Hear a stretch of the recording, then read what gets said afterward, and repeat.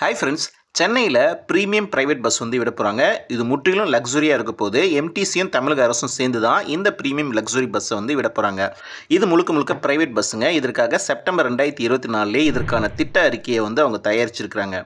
Private வெஹிக்கிள்னாலே மெயினாக காரில் வந்து நிறைய பேர் போயிட்டுருக்காங்க. அதை குறைக்கணும் அப்படின்ற நோக்கத்தில் தான் இந்த ப்ரீமியம் பிரைவேட் பஸ் வந்து இயக்க போகிறாங்க.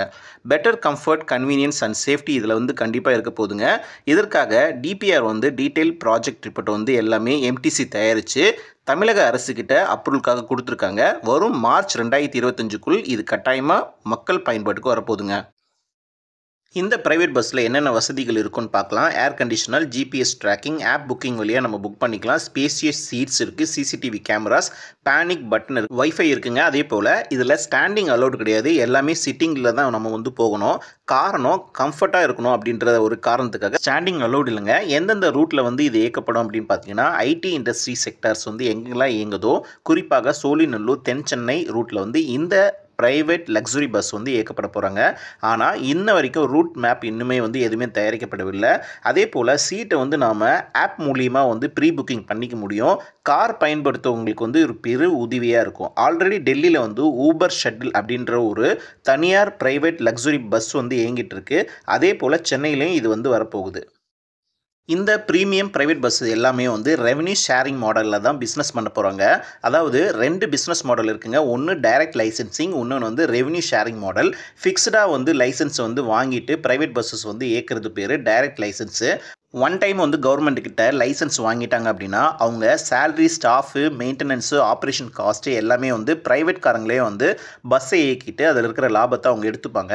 இதற்கும் எம்டிசிக்கும் எந்த ஒரு சம்மந்தமும் இருக்காது. ஆனால் ரெவன்யூ ஷேரிங் மாடல் மெத்தடில் பார்த்தீங்கன்னா அப்படி இருக்காது. பர்சன்டேஜ் பேசிஸில் ரெவன்யூ வந்து அவங்க ஷேர் பண்ணிப்பாங்க. வரும் லாபத்தை வந்து 70-30 அது மாதிரி ஷேரிங் ரேஷியோவில் வந்து அவங்க பிரிச்சுப்பாங்க. ஏற்கனவே வந்து 500 இவி பஸ்ஸஸ் வந்து வாங்க போகிறதா சொல்லியிருந்தாங்க.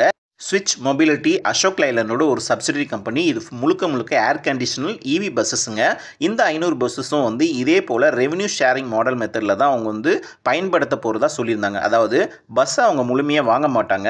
ஆப்ரேஷனல் காஸ்ட்டை வந்து அவங்க வந்து கொடுத்துருவாங்க. அதாவது அந்த ப்ரைவேட் கம்பெனிக்காரங்க எல்லாமே அவங்களே செஞ்சுக்குவாங்க. ஸ்டாஃபுக்கு சேலரி, மெயின்டெனன்ஸ், ஆப்ரேஷன் காஸ்ட்டு எல்லாமே வந்து ஷேரிங் பண்ணிப்பாங்க.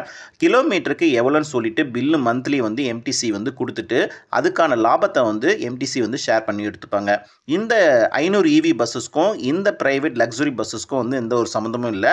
இதுவும் அடிஷ்னலாக நம்மளுக்கு வந்து வரப்போகுது. இதனோட டிக்கெட் ப்ரைஸ் பார்த்தீங்கன்னா எம்டிசி பஸ்ஸோட கொஞ்சம் சற்று கூடுதலாக இருக்கும். பட் ஆனால் எம்டிசி பஸ்ஸோட கம்மியாக இருக்காது.